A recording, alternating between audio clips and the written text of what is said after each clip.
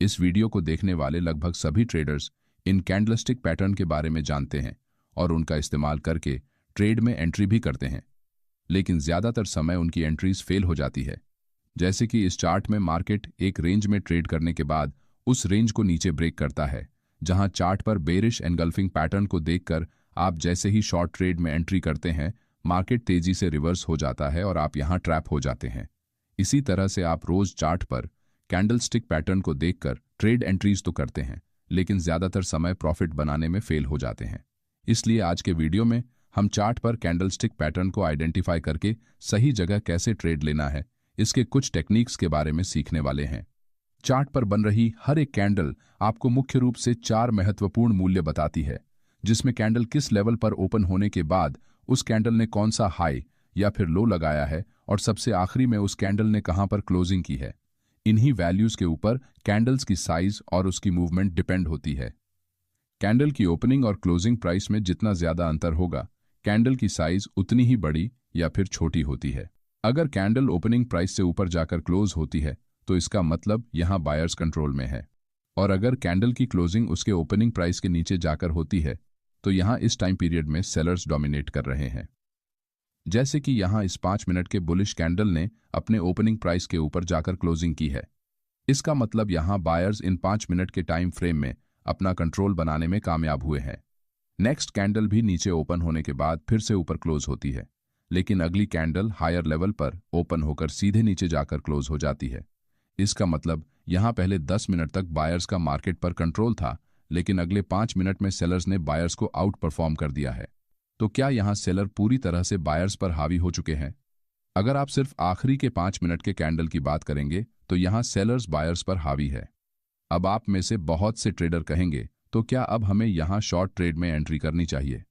इसका आंसर है नहीं, आपको यहां शॉर्ट ट्रेड में एंट्री नहीं करनी है, क्योंकि अगर आप इन तीनों कैंडल्स को मिलाकर एक 15 मिनट टाइम फ्रेम की कैंडल बनाकर देखेंगे तो यहां जिस प्राइस लेवल पर इस कैंडल की ओपनिंग हुई थी, कैंडल की क्लोजिंग लगभग उसी लेवल के पास हो गई है। इसका मतलब यहां ना तो बायर्स का कंट्रोल है और ना ही सेलर्स का, क्योंकि प्राइस जिस जगह पर ओपन हुई थी वहीं पर आकर क्लोज हो गई है।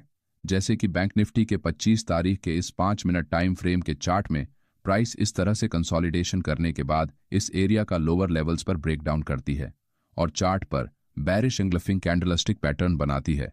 अब अगर इन लास्ट 2 कैंडल्स को आप देखेंगे तो यहां मार्केट में सेलर्स अपना कंट्रोल बनाने में कामयाब हो चुके हैं, जिसे देखकर बहुत से ट्रेडर यहां शॉर्ट ट्रेड में एंट्री करते हैं, जो कि मेरे हिसाब से एकदम गलत एंट्री सेटअप है।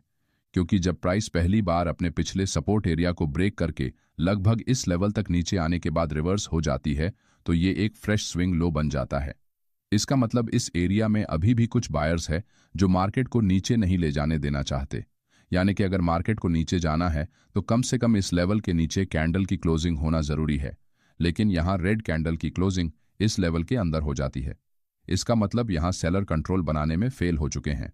इसलिए हमें यहां इस लेवल के नीचे कैंडल के क्लोजिंग का इंतजार करना चाहिए, लेकिन अगली कैंडल नीचे जाने के बजाय ऊपर निकलती है और नेक्स्ट कैंडल से प्राइस जिस एरिया से रिजेक्शन लेकर नीचे गई थी उस लेवल के ऊपर जाकर इस कैंडल की क्लोजिंग हो जाती है।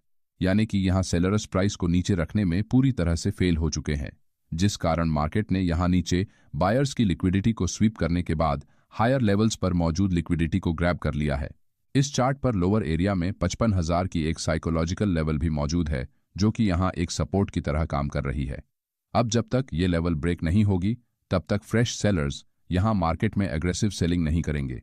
इसलिए सिर्फ कैंडलस्टिक पैटर्न के भरोसे आप किसी भी डायरेक्शन में ट्रेड एंट्री नहीं कर सकते। अगर आप ऐसा करेंगे तो आप ट्रेड में प्रॉफिट बनाने के बजाय लॉस ही करेंगे, क्योंकि आज बहुत से ट्रेडर्स ऐसे हैं जो टेक्निकल एनालिसिस के बारे में जानते तो है, लेकिन लाइव मार्केट में कौन से लेवल पर एंट्री करनी है और कहां पर उस ट्रेड से एग्जिट करना है इसे लेकर कंफ्यूज हो जाते हैं। लेकिन क्या हो अगर कोई एक्सपर्ट आपको बता दे कि एग्जैक्टली ट्रेड में कब एंट्री करनी है और कब एग्जिट करना है। इसलिए आज मैं आपको एक ऐसे ऐप के बारे में बताता हूं जो ये सब सेट कर देती। बुलिश और बेयरिश ट्रेंड में मुख्य रूप से ये 3 कैंडल्स ज्यादातर समय नजर आती है, जिसमें से इस कैंडल को हम बिग बुलिश या फिर बिग बेयरिश मोमेंटम कैंडल कहते हैं, जहां बायर्स और सेलर्स मार्केट में एक तरफा डोमिनेंस बनाते हैं। इसलिए इस कैंडल को हम एक तरफा वर्चस्व कैंडल भी कहते हैं। जब भी मार्केट में हाई वॉलेटिलिटी के कारण स्ट्रॉन्ग मोमेंटम बनता है, उस समय इस तरह की कैंडल्स चार्ट पर बनती है। लेकिन ज्यादातर समय ये कैंडल्स रिटेल ट्रेडर्स को ट्रैप करने का काम करती है। जैसे कि इस 3 तारीख के निफ्टी 50 के चार्ट में लगभग 9:50 पर एक बिग बुलिश मोमेंटम कैंडल बनती है। अब क्योंकि ये कैंडल प्राइस के एक जगह पर कंसोलिडेशन करने के बाद बनी है, इसलिए बहुत से रिटेल ट्रेडर इसे एक रेंज ब्रेकआउट कैंडल मानकर यहां ब्रेकआउट पर लॉन्ग ट्रेड में एंट्री करते हैं। लेकिन कुछ ही समय में प्राइस नीचे जाते हुए इनका स्टॉप लॉस हिट कर देती है, जिससे वो अपने पहले ट्रेड में लॉस कर देते हैं। प्राइस कुछ देर तक नीचे जाने के बाद एकदम से पहले की तरह फिर से एक बड़ी मोमेंटम कैंडल चार्ट पर बनाती है, जिससे प्राइस अब की बार जरूर रिवर्स होकर ऊपर जाएगी ये सोचकर फिर से आप दूसरी बार ट्रेड एंट्री कर लेते हैं। लेकिन इस बार भी मार्केट नीचे जाकर आपका स्टॉप लॉस खा जाता है, जिससे आप फ्रस्ट्रेट हो जाते हैं। अब क्योंकि आप यहां ऑलरेडी 2 बार अपना स्टॉप लॉस हिट करवा चुके हैं, इसलिए आप इस रेंज का जब तक ब्रेकआउट नहीं होता तब तक ट्रेड एंट्री न करने का मन बनाकर ब्रेकआउट का वेट करते हैं। कुछ देर बाद मार्केट आपकी एनालिसिस के अनुसार इस रेंज को ब्रेक करने के लिए वही बिग बुलिश मोमेंटम कैंडल बनाता है, और जैसे ही आप यहां लॉन्ग ट्रेड में एंट्री करते हैं, प्राइस तेजी से नीचे चली जाती है। अब सिर्फ इस एक कैंडल की वजह से आप एक ही दिन में 3 बार ट्रैप हो चुके हैं।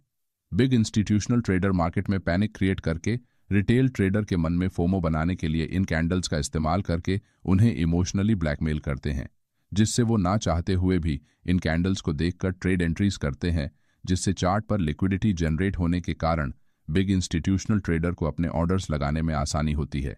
इसलिए जब भी आपको चार्ट पर नॉर्मल कैंडल्स से बहुत बड़े आकार की कैंडल्स बनते हुए नजर आए, तो हो सके तो आपको इनसे दूर ही रहना है। ये कैंडल्स 10 में से सिर्फ एक बार आपको प्रॉफिट बनाकर देती है, और अगर आपको मेरी बात पर विश्वास नहीं है तो आप खुद चार्ट ओपन करके इसे क्रॉस चेक कर सकते हैं। चलिए अब अगली कैंडल को समझते हैं। इस कैंडल को रिवर्सल कैंडल कहते हैं, जिसे बहुत से लोग हैमर कैंडल या फिर इनवर्ट हैमर कैंडल के नाम से भी जानते हैं। इस कैंडल में कैंडल बॉडी के मुकाबले कैंडल की विक बहुत ज्यादा बड़ी होती है, जो कि प्राइस के रिजेक्शन को रिफ्लेक्ट करती है। जैसे कि ये निफ्टी 50 का 9 तारीख का 5 मिनट टाइम फ्रेम का चार्ट है, जिसमें प्राइस हायर लेवल से रिजेक्शन लेकर लगभग 25,000 की साइकोलॉजिकल एरिया के पास आते समय चार्ट पर इस तरह से लॉन्ग लोअर विक बनाकर रिजेक्शन कैंडल्स बनाती है।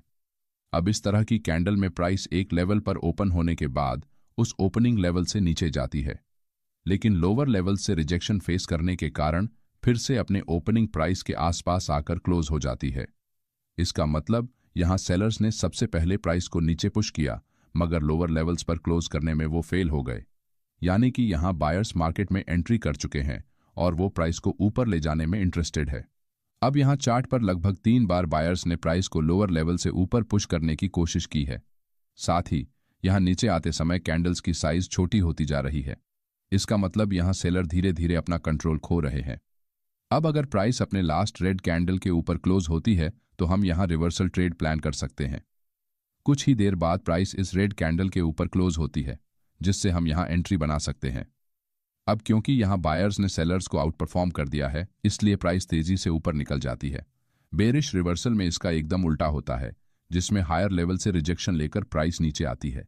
जब मार्केट किसी की लेवल के पास आकर इस तरह से सपोर्ट एरिया में लोअर साइड में और रेजिस्टेंस एरिया में हायर साइड में लॉन्ग विक कैंडल्स चार्ट पर बनाता है, तो इसका मतलब यहां रिवर्सल आने के चांसेस सबसे ज्यादा